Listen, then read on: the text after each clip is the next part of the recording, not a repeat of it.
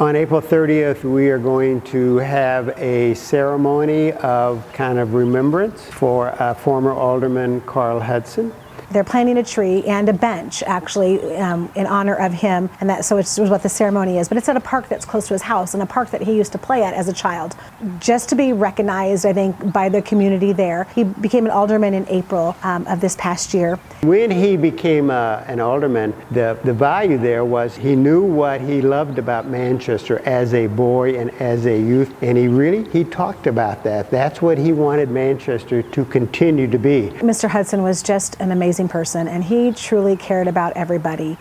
He made a point to know people's names, to know who they are, to know where they're at. He was always very family first, and his main thing that I love the most is whenever he was out, I'd call, what do you need me to do? What do you need? And he just said, take care of our kids. That was always his number one concern, was just to take care of our kids, which meant our students. I think that one of the probably most important things to know about him is the love that he had for the Lord, which reflected on why we're all here today.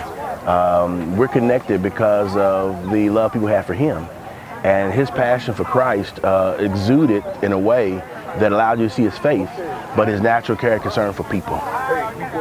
He always had a smile on his face, always was willing to help any way he could and go above and beyond for all his students. And he was just a great guy, definitely a man of God, and I'll always remember him that way. I think this event is so neat. It was needed, necessary, so appropriate, because here it is, one person connected several entities, not only the city of Manchester, the Rockwood School District, the Parkway School District, the Normandy School District, the First Baptist Church of Chesterfield.